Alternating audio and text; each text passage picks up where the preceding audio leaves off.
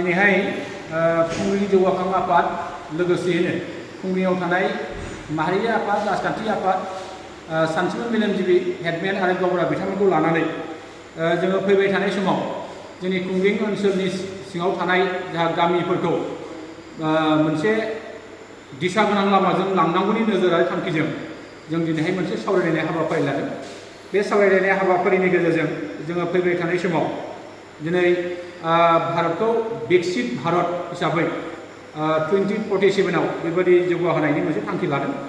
थिग बे थांखि आरो नोजोरखौ सरजाबफानानै जोंबो खुंग्रिं विकसित खुंग्रिं 2047 बे थांखिजों लोब्बा लाखिनानै खुंग्रिंआव थानाय जोंनि गासै गामिफोरखौ फोजौखांनायनि असिला लानानै आरो खुंग्रिं ओनसोलखौ मोनसे आदर्श गामि जौगाखां गामि खालामनायनि थांखि आरो नोजोरजों जों बे ओनसोलाव दिनैहाय गोबां खामानि मावनो जोङो सानदों।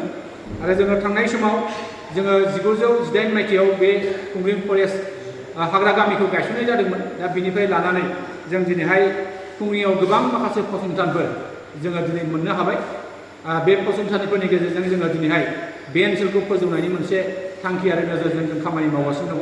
आरो जोङो फैबाय थानाय समाव 2047 बे नोजोरखौ लानानै खुंग्रिंआव गोबां बेबायदि फसंथान गायसननायनि जोङो दिनै थांखि लादों आरो सावरायलायदों। आरो बेबायदिनो जोङो निस्सय खामानि मावनो जोङो आवगायगोन। आरो जोङो फैबाय थानाय समाव जोंनि समाज सोलोंथाइ रांखान्थि राजखान्थि धोरोमखान्थि आरो बायदि थासारिखौ लानानै बायदि जेंनाफोरखौ लानानै जोङो गामि गामि थांनानै फोसावदिंनाय जे हाबाफारि जों बेखौ लानो सिगांदों। आरो बेनि गेजेरजों जथेस्थ' जोंहा माखासे बाथ्रा जोङो निस्सय गामियारि रायजो राजाफोरनिसिम जोङो फोरमायनांगौ जोंहा थागोन। आरो बे बाथ्राफोरखौ जों निस्सय फोरमायनो जों सिगांगोन।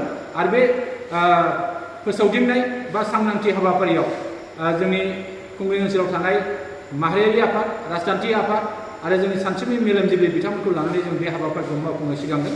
आरो जोङो आसा आरो मिजिं खालामदों जोंनि खुंग्रिं जौगाखां आफादनि गेजेरजों आरो जोंनि माहारियारि आफादफोरनि मददजों जोङो खुंग्रिंआव जोङो मोनसे दंफां गायनाय हाबाफारि बे हाबाफारिखौबो जोङो मावफुंनो सिगांदों। बेबायदिनो गोबां हाबाफारिफोर दङ जाय हाबाफारिखौ लायोबा जोङो सानसे समाव खुंग्रिंखौ आदर्श गामि आरो जौगाखां खुंग्रिं दानायनि जे थांखि आरो नोजोरजों जों खामानि मावनो सिगांदों।